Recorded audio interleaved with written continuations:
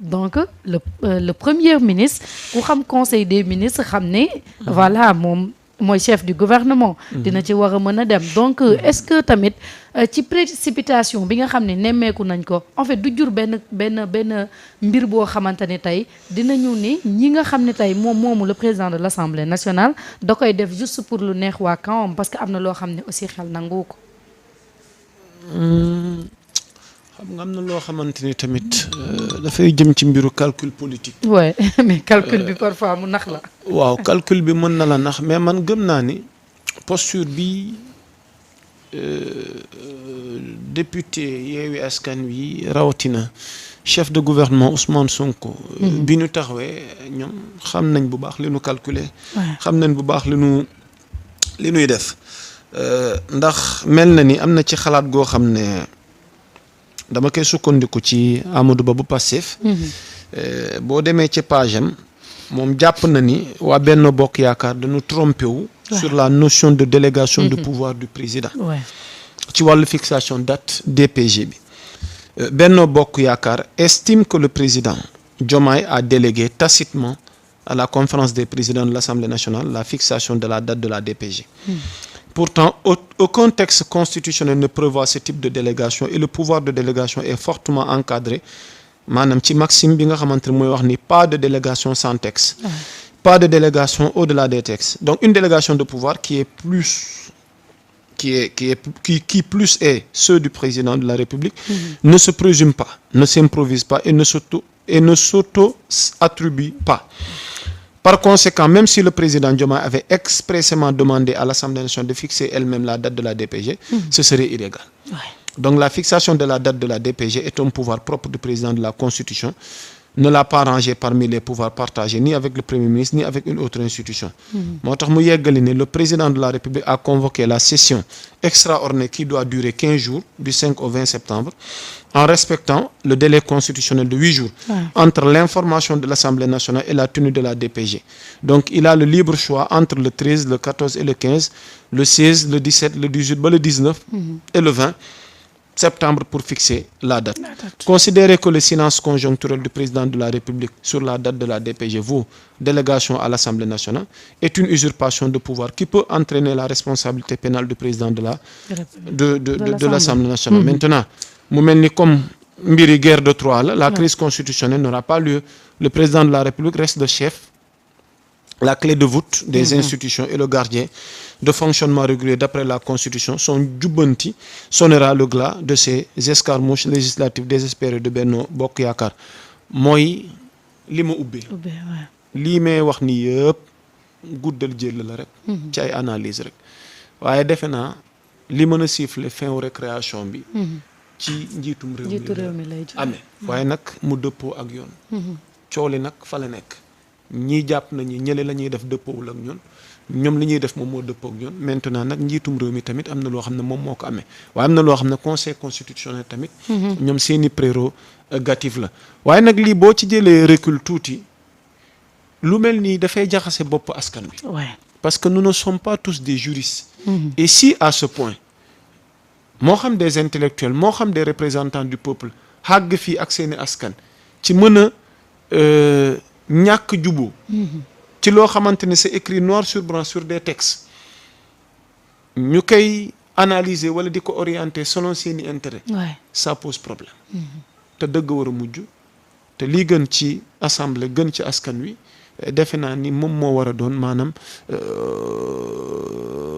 yéene wala doxalinu képp kuy député wala képp ku nekk ci assemblée nationale bi coow li dee doog a tàmbali te xam naa lii sunu kanam moom moo nar a gën a xumb parce que nous assistons à une assemblée bi nga xamante ni fi mu ne ni vraiment mi ngi la guerre des articles. voilà mi ngi dund ci guerru article yi vraiment ci loolu Ya Moussa est-ce que selon yow jàpp nga ni le premier ministre war na mën a def déclaration de politique générale am ci assemblée nationale bi nga xam ne tey moom la ñu gis ak comportement bi nga xamante ni ces députés là qui devaient être foofu noonu pour askanu Sénégal ku ci nekk yow sa intérêt bopp ngay xool parti ba nga bokk ngay défendre alors que yow yaa ngi fàtte intérêt askan wi tey un premier ministre boobu en dehors de majorité bi nga xam ne amuñu ko assemblée nationale mais est-ce que tamit moom le premier ministre war na mën a dem ci assemblée boobu di fa def lii di déclaration de politique générale. Il y a avant, il y a après. Ouais. Parce que actuellement nii maa ngi ko wax ci sama biir kàddu. ku ne xam na ni règlement intérieur bu bees moo am. Ouais. Assemblée. N'est-ce pas su entrer en vigueur jàpp ma ni logiquement ñii fi nekk tey au pouvoir ci bu ñu sukkandikoo ci boobu règlement intérieur. Parce que moom moo waral débat bi. ndax nee nañ njiitum assemblée nationale bi waxuma la règlement gu weesu. parce que DPG man li ci sama xalaat. tradition la boo xamante ni ala kulli alin kuy premier ministre da nga ko baaxoo di ko def ngir ñëw janoog jàkkaarloog sa askan. député yi interpellé la nga won leen feuille de route gouvernement bi ne nii laa fas yéene gouverner maanaam tey jii nii mag ministre yi réew mi ñu dénk. ci njiitum réew mi ñu tàbb. mais Ousmane il a donné ses raisons. qui peuvent ne pas être maanaam les raisons de ceux qui ne sont pas d'accord sur sa posture à ne pas vouloir déférer tey jii nii à cette convocation pour ñëw def DPGM. et il a préféré tey jii nii mën a defee DPGM feneen fudul ci assemblée nationale bi. man je peux à mon humble avis dire à Ousmane Sonko qu'importe s'il y aura des critiques n'est-ce pas ñëwal def sa DPG.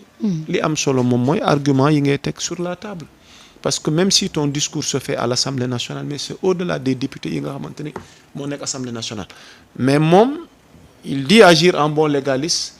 que ni moom du ko def ci kanam une assemblée boo xam ne valable une assemblée boo xamante ni jàpp na ni ba pour des raisons politiques ñu ci bëri ku ci nekk yaa ngi ciy joxe sa xalaat parce que ndax dafa ragal xam na ni bu fa ñëwee la ko fay xaar bu fa yegsee coow li ko fay fekk ak mais quand même assemblée bi moom assemblée de roube la. est-ce que assemblée bi am na ñuy roube am na ñuy roube mais am na ñoo xamante ni vraiment ñu ngi jéem seen kem kattan ñu ngi jéem seen kem kattan pour nekk de bons parlementaires nga xamante ni vraiment bu ñuy wax di nga xam ne ñii am na lu ne ci seen bopp ñii vraiment c'est des dignes représentants du peuple. loolu tamit lu ñuy bàyyi xel la est-ce que yaa ngi comprendre. mais tam il faut comprendre que ni calculu gouvernement ab état ab pouvoir léeg-léeg dafay waroog souvent ñun ñii nekkul dans l'appareil. ak suñuy calcul. lenn la ñuy mën a dëppoo mooy li yoon wax nga xam ne ñoo ko bokk mais ginnaaw li yoon wax ñoo ko bokk calcul yi lalu ci suuf. ñoom lan nanuy tëralee seen agenda ak ñun déphasage mën naa am mais politiquement parlant on peut comprendre Ousmane Sonko. il a donné ses raisons. man à mon humble avis j'aurais été à sa place man qu'importe lu nu war a def la je viens je le fais mais aussi est-ce que war nañ ko def devant une assemblée boo xam ne su fekkee li ñu wax ni moom mooy règlement intérieur bi mbir yi waroon na ak li règlement intérieur bi amal. foofu tamit dafay doon maanaam dafay doon télescopage quoi.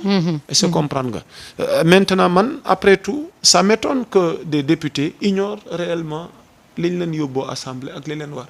ak li leen yoon digal ak luy seen règlement intérieur. après des interprétations à n'en finir.